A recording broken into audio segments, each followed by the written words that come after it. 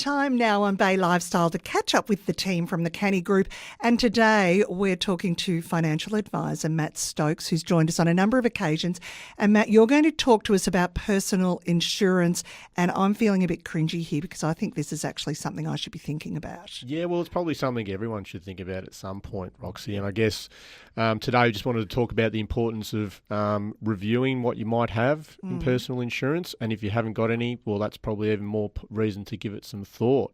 Well, tell us a little bit about, I suppose, what personal insurance covers, to start off with. Yeah, well, personal insurance can cover a number of things. It can cover death cover, so if something happens to you and you pass away, there's a lump sum payment from that. It can cover income protection, so if you have an illness or an injury that leaves you out of work for a temporary sort of point of time, then that can also protect you and replace the income that you might have lost during that period.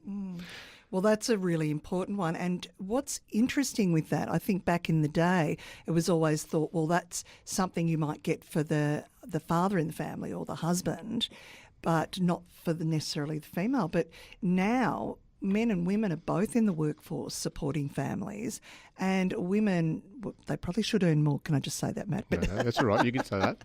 But, their wage contribution, without that, then a lot of families would struggle incredibly if something went wrong. Yeah, that's absolutely right too, Roxy, because, the second earner in the family may be providing for school fees, groceries, contributing to the mortgage that the family has. So they're equally as important as the main breadwinner. And I guess a lot of times they may not consider that when they think about personal insurance, that they need to have some protection as well. Yeah, for sure. So, okay, so say there's the insurance, and now we're talking about who should get insurance. Yep. I mean, should everybody, or really who are the people that really we should be, that it's almost like this is really important for you? Well, I think if you're self-employed, for starters, you don't have an annual leave allowance or a sick leave entitlement necessarily, so someone who's self-employed should definitely consider it. Young families with mortgages, that if one of the two income earners was unable to work, that might be a real issue. So, and really, if you don't have much savings as a plan B, if something did happen, then you should also consider that as well. And I think it's worth also noting, and I know this from my partner becoming quite ill, it's not like all of a sudden the government's going to step in and give you a pension. It's extremely difficult. I'd never been aware of that, but it's actually extremely difficult to get on welfare, I suppose. Not that we were necessarily trying, but even just looking into it was like, oh, that's just too hard. Well, there's a complexity to it, but there's also the fact that it may not even really come close to what your needs are. So, people do spend a lot of their disposable income, and that's the way your spending habits are typically. So you've got to be wary that if you're going to, if your fallback position is Centrelink, you might be well short of where you need to be. For sure.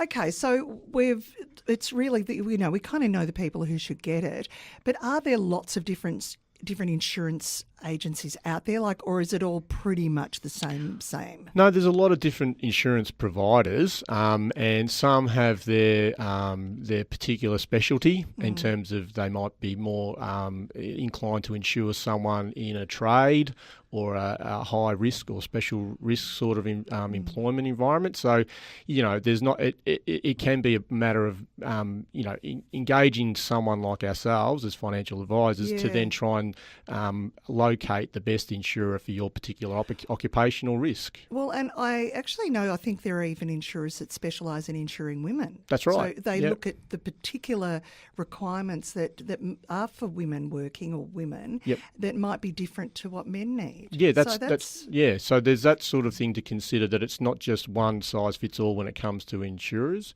and you may be better to have engage with an advisor who can help you sift through those. Awesome. That's a really good idea. Okay, well, you're an advisor. So Matt's here, so as soon as the microphone goes off, guess who I'm engaging with? Not in a weird way, just in a let's talk insurance kind of way.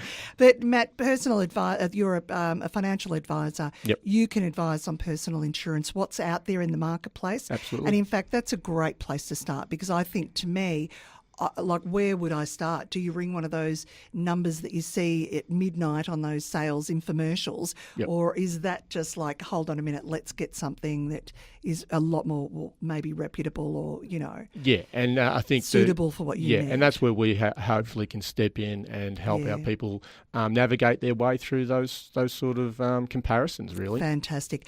Matt Stokes, he's a financial advisor with the Canny Group. He's the guy to see if you want to talk about your own personal insurance. And look, it is an awesome idea, and it's one of those things that once the money starts going out, you don't even notice that you're paying it. But, I tell you what, when you need it, you'll be thanking goodness that you did. Yep. Thanks for that, Matt. We'll catch you again soon. Thanks, Roxy.